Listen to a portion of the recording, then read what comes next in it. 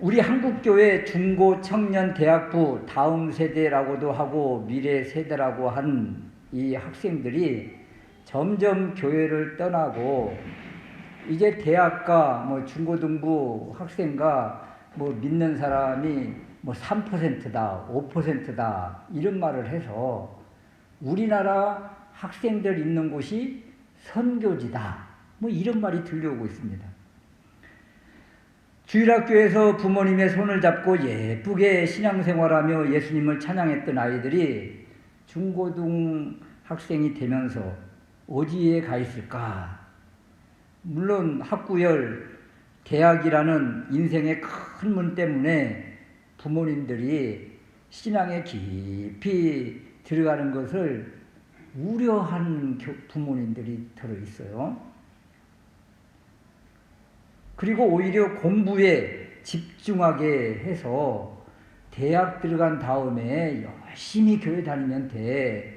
이런 사고를 가진 분들 때문에 결국 자녀들을 다 세상으로 나가게 한 일이 있습니다. 또 더 큰 문제는 주일학교에서 배웠던 이 창조론이 학교에 들어가니까 이 진화론을 가르치는 거예요. 시험을 잘 점수를 받으려면 진화론을 열심히 공부를 하고 암송을 해야 돼요. 그렇게 하다 보니까 이 창조론이 이제 희미해지기 시작하고 믿음이 희미해지기 시작하면서 이 창조라는 것 이런 것들이 그냥 성경상에 있는 어떤 한 신화처럼 로마 신화처럼 이렇게 믿어지게 되면서 생각하게 되면서 이 믿음을 잃어버리는 이런 일들이 생긴 것입니다. 우리가 숨쉬고 살고 있는 이 터전인 지구, 그리고 지구가 속한 우주, 태양을 중심으로 저도 이렇게 학교 다닐 때 암송했던 그 행성들 순서가 생각이 나요. 수금, 지화, 목, 토, 천의, 명 이렇게 해가지고 쫙 이렇게 태양을 중심으로 이 행성이 돌고 있다. 이렇게 이런 것들을 배웠는데 우리가 살고 있는 지구와 태양과의 거리, 태양 눈에 보이잖아요. 눈에 보이는 이 태양과의 거리가 1억 5천만 킬로미터라고 합니다. 1억 5천만 킬로미터. 지구에서 태양까지 가는 거리, 그까지 한번 달려본다고 하면 자동차 최고 속도로 달리면 한 170년 정도를 달린다고 합니다. 제트기로, 전보 제트기로 지구에서 출발해서 태양까지 가려면 10년을 가야 된다. 10년을. 제트기 최고 속도로, 전보 제트기 최고 속도로 10년을 가야 되는 거리, 상상이 안 되는 겁니다. 이 우주계가, 태양계가. 그리고 별이 2천억, 3천억 개가 있다고 그래요. 별 숫자를 세지를 못합니다, 여러분. 별 숫자를. 지금은 그 별을 제가 보지 못하는데, 제가 어릴 때 시골에서 이렇게 보면 누워서 딱 밤하늘을 바라보면 그냥 이 별이 그냥 쫙 트는 것처럼, 모래를 뿌려놓은 것처럼 이렇게 반짝반짝대는 그런 별을 본 적이 있는데, 이 별의 숫자가 2천억에서 3천억 개라. 이 태양계만 그러는데 이 태양계 같은 또 은하계가 또 수천억 개가 있다고 그래요. 그러면 말입니다. 이게 이것은 과학적으로 어느 정도 탐사를 한 것이기 때문에 맞는 이야기입니다. 맞는 이야기. 상상이 안 되는 이 우주 공간 크기에다가 상상할 수도 없는 행성과 별들이 박혀 있는 거예요. 이 어마무시한 이 행성들, 별들을 생각을 하다가 하나님께서 아브라함에게 주신 약속이 있는데 그 약속을 한번 제가 읽어 드릴게요. 창세기 22장 17절 말씀인데, 내가 내게 복을 주고 내 씨로 크게 성하여 하늘의 별과 같고 바닷가의 모래와 같게 하리니, 여러분, 아브라함의 후손이 어느 정도 하나님께서 약속을 하셨어요? 지금 방금 제가 말씀을 드렸잖아요. 하늘의 별, 이 상상할 수도 없는 어마어마한 숫자인데 아브라함에게 축복하시기를 하늘의 별과 같고 바닷가의 모래와 같게 하리니. 여러분, 아브라함에게 주신 이 약속의 복, 그냥 이 말씀이 아닙니다. 한마디로 이 말을 어떻게 표현할 말이 없어서 제가 이 말하는 말인데, 어마무시하게 큰 약속이다, 이런 겁니다.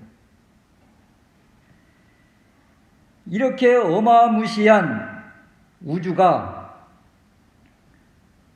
세상 학문 진화론자들에 의하면 우연히 탄생했다고 합니다. 우연히 어떤 무기물이 팽창, 빅뱅해서 확장 터져서 이렇게 우주가 우연히 생겼다고 하는데,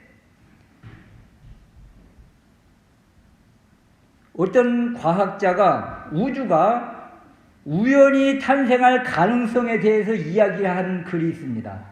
이렇게 우연히 이 우주가 탄생이 됐다고 하는 과학자들을 향해서 한 과학자가 우연히 이 우주가 탄생된다면 그 확률이 이 정도 될 것이다 해서 확률 이야기를 했는데, 여러분, 사하라 사막을 아시죠? 황량한 사막, 모래만 있는 사막. 그 사막에 바람이 한번 샥 불어서 지나갑니다.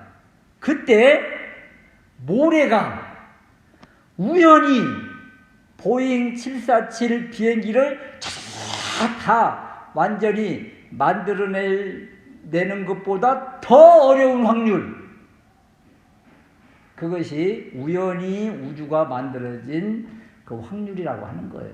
그러니까 우연히 만들어진 것이 아니다. 그것을 오히려 과학자들이 또 이야기를 합니다.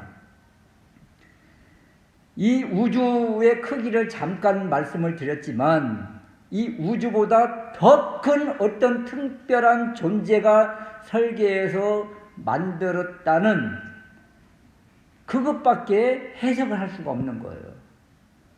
이렇게 어마무시한 우주가 있다면 이것을 만들고 설계하고 계획하신 분은 이 우주보다 더 위대하신 분이 아니고는 만들 수가 없다. 그래서 창조설에 믿음이 갈 수밖에 없는 거예요. 그래서 창세기 강의를 들어가면서 우리가 고백하고 섬기는 하나님이 얼마나 위대한 분이신지 이것을 깨닫고, 하나님이 하신 일, 창조를 바라보면서 우리의 믿음이 더 확장되는 은혜가 있었으면 좋겠습니다. 여러분, 아이들도 말이에요. 자기가 손잡고 가는 아버지가 정말 대단한 분이라면 말이에요, 아버지 행세를 해요. 아이들이 막 힘을 과시를 해요. 그러다가 아버지가 없거나 형이 없거나 그러면 자기가 막 이렇게 대들었던 그 사람들 앞에서 또 힘을 못 쓰는 것이 또 아이들이에요. 그러다가 뒤에 형이 있다. 그 앞에 있는 그 친구보다 더 큰 형이 내 뒤에 있다. 그러면 막 앞에 나가서 막 또 힘을 과시를 합니다. 내 배후에 누가 있는가에 따라서 아이들도 이렇게 용기가 100배 충천하는 거예요. 우리가 고백하고 섬기는 하나님이 어떤 분이시라고요?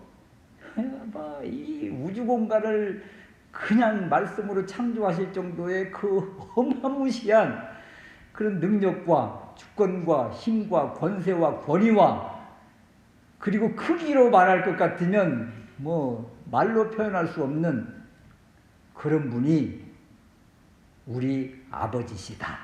그러면 우리의 믿음도 이제 어떻게 돼야겠습니까? 우리의 믿음도 팍팍팍 확장돼서 큰 믿음을 가질 수밖에 없다. 우리가 믿는 하나님이 이런 분이라는 것을 알고 고백하는 순간 우리의 믿음도 그냥 쫙 성장하게 되는 것입니다. 첫 번째 생각해 볼 말씀은 1장 1절 말씀에 태초에 하나님이 천지를 창조하시니라. 이 태초가 언제일까? 이런 거예요.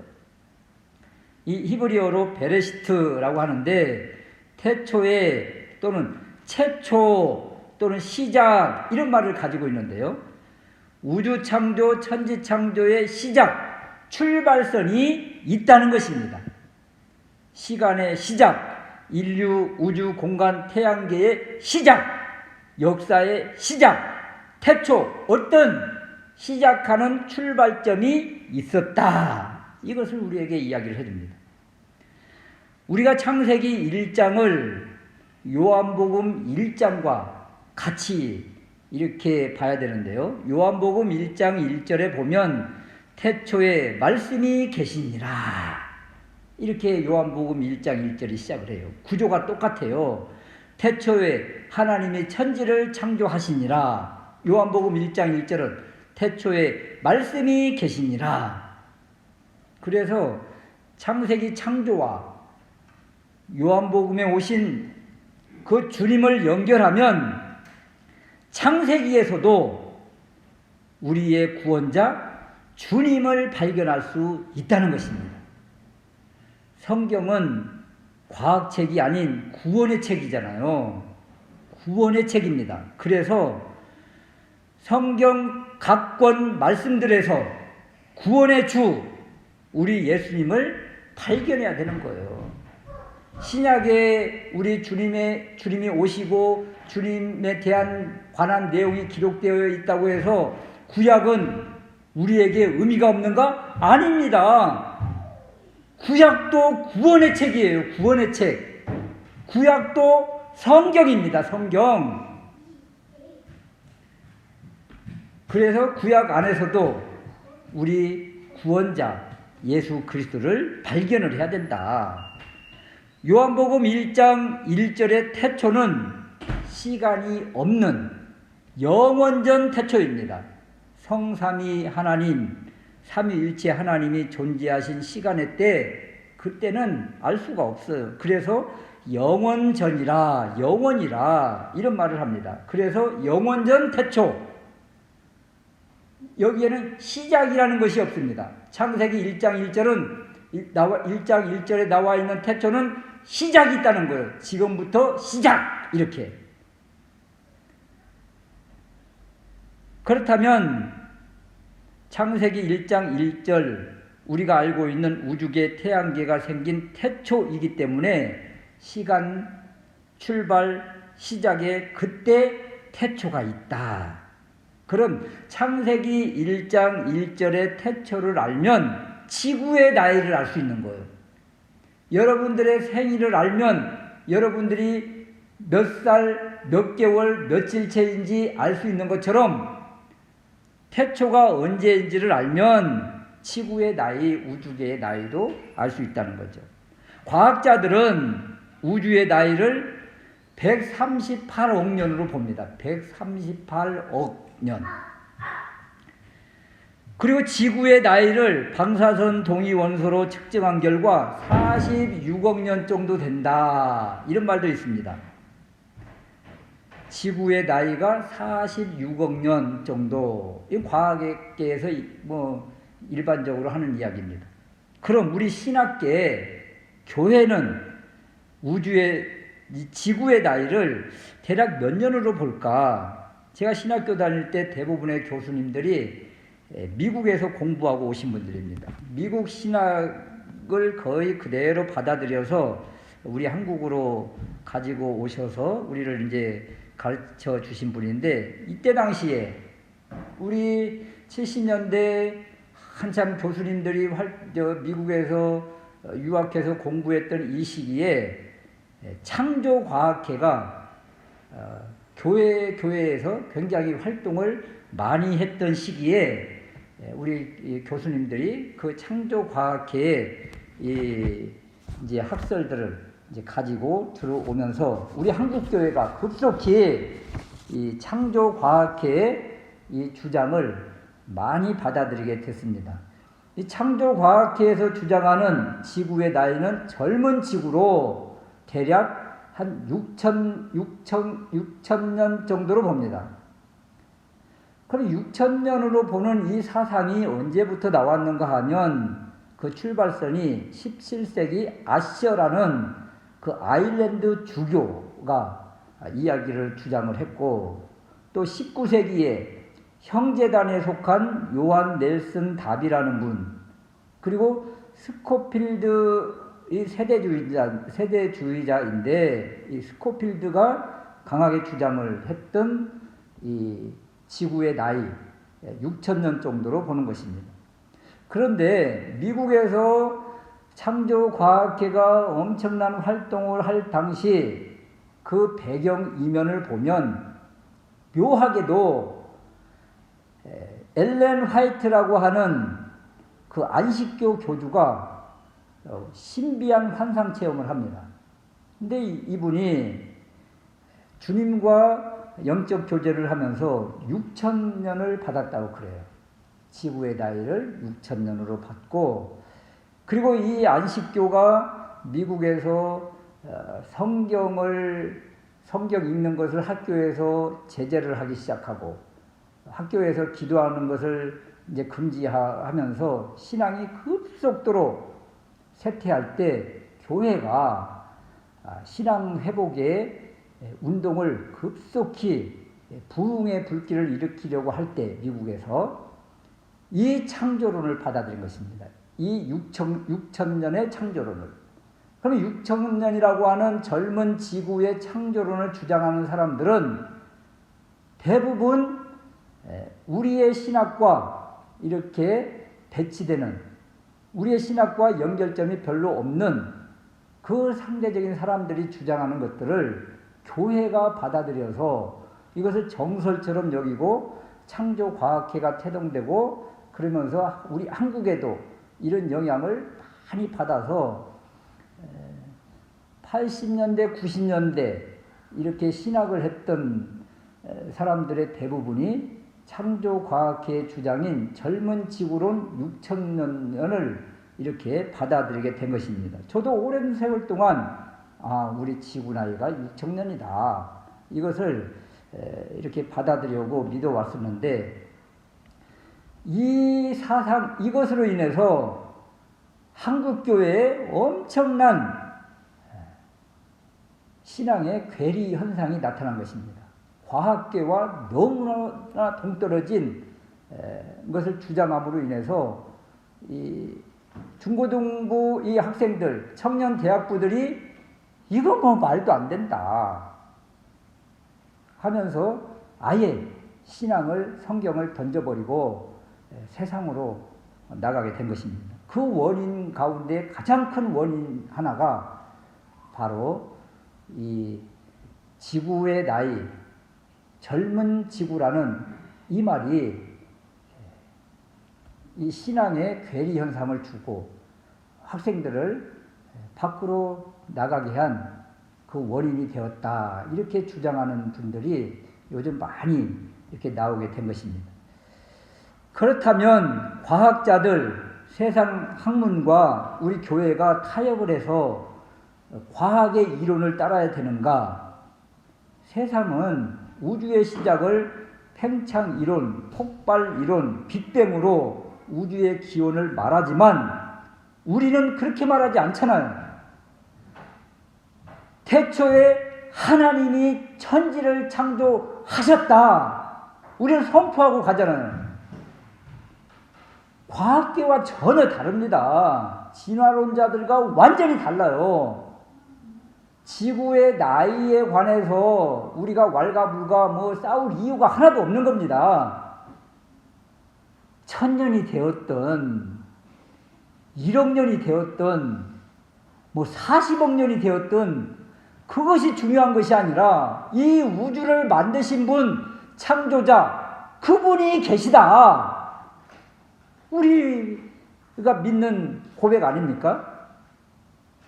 태초 138억 년인지 36억 년인지 뭐 46억 년인지 억 년인지 6천 년인지 그것이 중요한 것이 아니라 우리가 고백하는 하나님이 만드셨다. 여러분 태어난 날 생일이 언제입니까? 그날이 진짜 맞아요? 그날인 줄? 어떻게 증명을 할 수가 있어요, 여러분? 아버지, 어머니가 얘기해 주니까, 그리고 뭐 주민등록 신고를 그렇게 했으니까 그냥 그렇게 알고 지금까지 믿어온 것 아닙니까?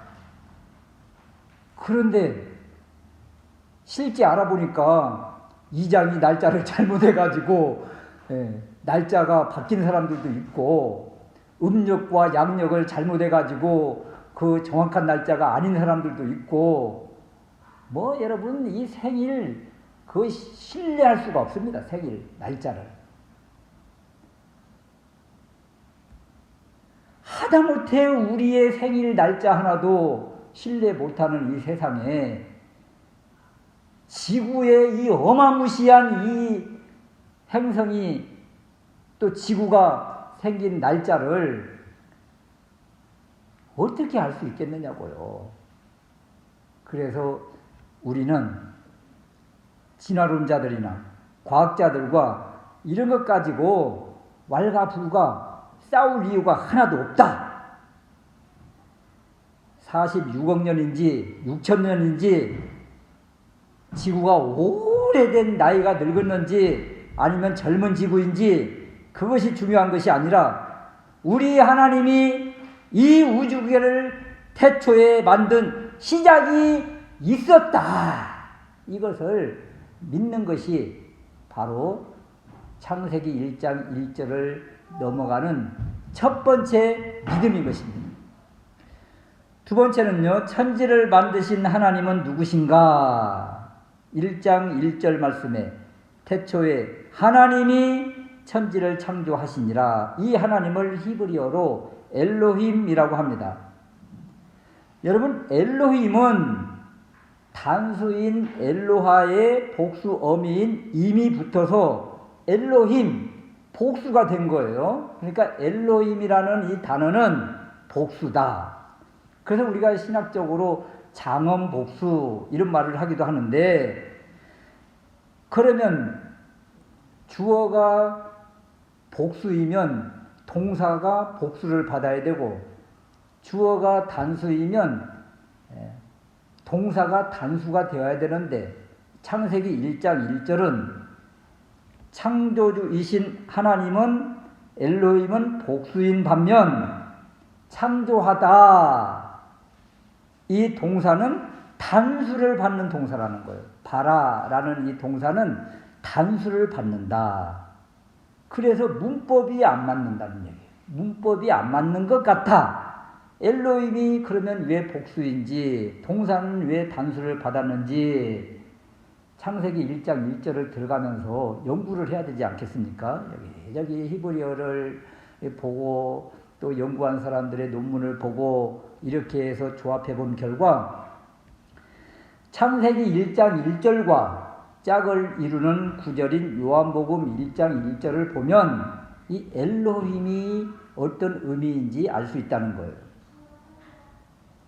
요한복음 1장 1절에 태초에 말씀이 계시니라. 이 말씀이 하나님과 함께 계셨으니, 말씀이 누구와 함께? 하나님과 함께 계셨으니 이 말씀은 곧 하나님이시니라.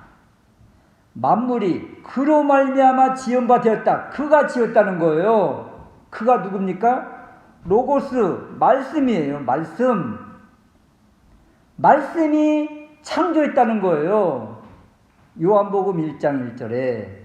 그렇다면 이 말씀은 어디에 계셨는가? 어떻게 나타났는가? 요한복음 1장 18절 말씀에 아버지 품속에 있었다.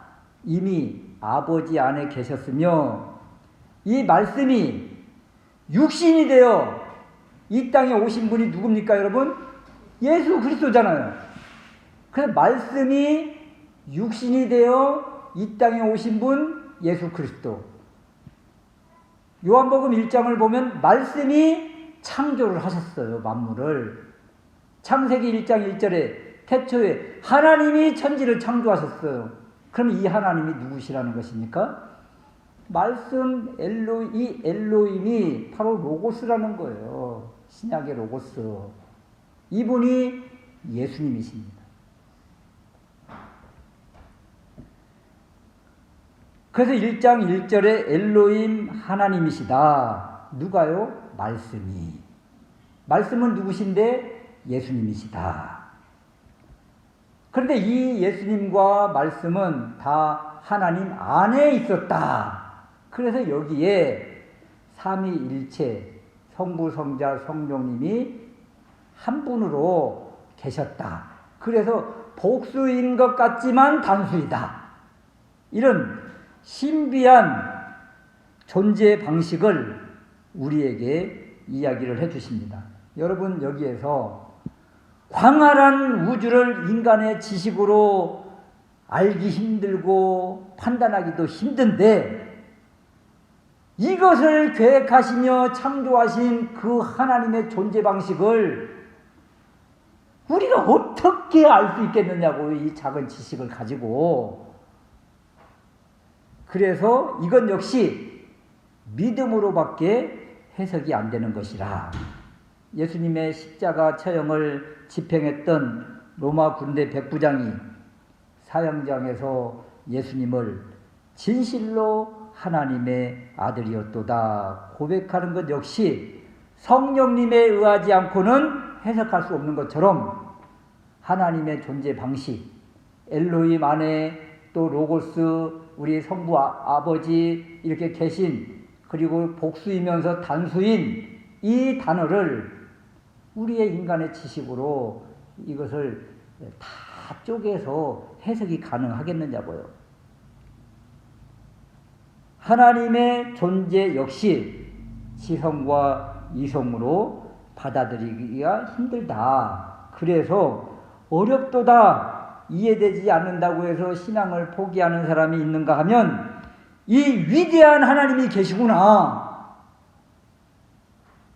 그래서 무신론에서 믿음으로 돌아온 과학자들도 있는 거예요. 창조를 누가 하셨는가? 이 위대한 광활한 우주를 하나님 아버지께서 계획하셨고 우리 주 예수 그리스도께서 창조하셨다. 사계원료 마가복음을 통해서 예수 그리스도 그분은 하나님의 아드님이시다. 그분이 우리를 위하여 십자가에서 돌아가셨다. 그런데 오래전 태초에 우리가 숨쉬고 살아갈 터전을 만들어 주신 분, 이 우주를 만드신 분, 바로 우리 주 예수 그리스도시다. 그래서 창세기에서 구원자 예수님을 발견해야 하는 이유가 여기에 있는 것입니다. 성경은 구원의 책이기 때문이죠. 우리 주님이 이렇게 말씀하십니다. 요한복음 5장 39절 말씀에 너희가 성경에서 영생을 얻는 줄 생각하고 성경을 상고 연구하거니와 이 성경이 곧 내게 대하여 증언하는 것이니라. 여러분, 주님이 말씀하신 이 성경은 구약 성경이에요. 구약 성경에 어떤 내용이 들어있다고요? 영생에 대한 내용이 구약 성경 안에 있다고요. 창세기 구약 성경입니다. 그렇다면 이 창세기 첫 출발선인 1장 1절에도 영생을 얻는 말씀이 이 안에 들어있다는 거예요. 그래서 이 안에서 우리의 구원자 예수 그리스도를 발견해야 된다는 것입니다. 창세기 천지 창조, 우주 창조에도 이 창조의 본질적인 메시지, 그것은 바로 구원입니다. 성경을 우리에게 주신 그 목적, 구원 때문입니다. 영생 때문에 주신 거예요. 그래서 이 창조에서도 그냥 우주 창조로만 끝내지 말고 이 우주 창조 안에 창조하신 그 이유와 목적을 알면 여기에서도 구원의 말씀을 발견할 수가 있구나 하는 것입니다. 그러므로 우리가 세 번째 생각할 수 있는 말씀이 이 광활한 우주 천지를 만드신 이유, 목적이 무엇인가 이런 것이죠. 고속도로를 만들어야 되는 이유가 있습니다. 집을 만드는 이유와 목적이 있습니다. 그냥 무턱대고 만듭니까? 그냥 만들다 보니까 아닌가벼 하고 마음대로 변경합니까? 하나님의 계획은 수천, 수만 년, 수억 년이 돼도 변경되지가 않습니다. 그럼 우주를 만들고 지구를 만드신 그 목적이 무엇일까? 1장 1절에 태초에 하나님이 천지를 창조하시니라. 천지, 하늘과 땅이잖아요. 샤마임 예레츠라는 히브리어인데 여기에 하늘의 이 샤마임이 하늘들입니다. 하늘들. 여러분, 하늘과 땅을 우리 주님이 창조하셨습니다. 하늘들입니다. 하늘들. 고린도후서 12장 2절 말씀에 보면 사도 바울이 환상과 계시를 말하는데요. 내가 그리스도 안에 있는 한 사람을 아노니 그는 14년 전에 셋째 하늘에 이끌려 간지라. 하늘이 몇 개 있다고 그래요 지금? 3개 있다고 그러잖아요. 사도 바울이 갔다 온 그곳 낙원으로 이끌려가서 말로 표현할 수 없는 말을 들었는데 이곳이 셋째 하늘이라고 그러잖아요. 셋째 하늘. 그렇다면 첫째 하늘이 뭐고 둘째 하늘이 뭐고 셋째 하늘이 뭔가? 첫째 하늘은 바로 우리가 바라보는 이 구름이 있는 이 하늘입니다. 우리 눈에 보이지 않습니까? 우리 육안에 하늘, 스카이. 첫째 하늘입니다.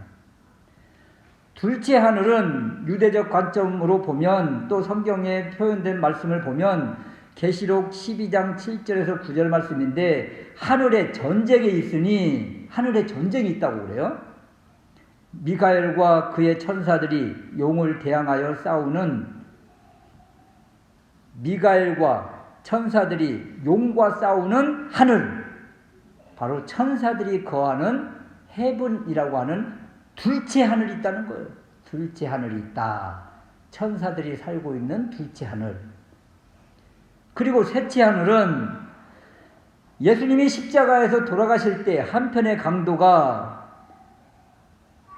강도에게 우리 주님이 이렇게 말씀하셨잖아요. 네가 나와 함께 낙원에 있으리라. 그리고 사도 바울이 고린도후서 12장에서 다녀온 셋째 하늘 낙원. 그러니까 하늘이 우리가 보는 보통 하늘과 땅을 창조하셨다 그러면 그냥 이 하늘과 땅인가 보다. 아니요.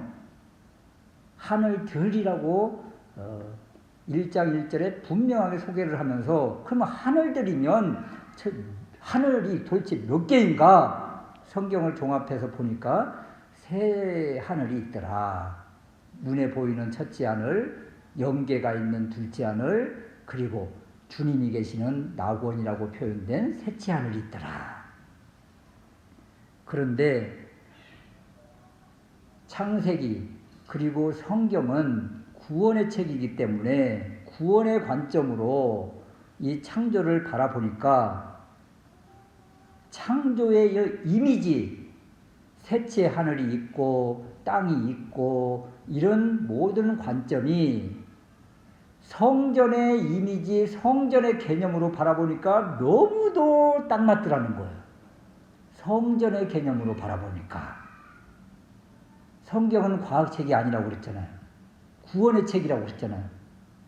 그래서 성경의 개념으로 신구약을 바라보니까 예수 그리스도를 바라보니까 이 창조를 바라보니까 너무나 이미지가 딱 맞다. 그래서 성전의 개념으로 보니까 너무나 이것이 은혜가 된다는 이야기예요. 창세기 1장 1절에 하늘들과 땅이 바로 지성소와 성소라. 그렇다면 창조의 분명한 목적이 나오는 것입니다. 성전이다.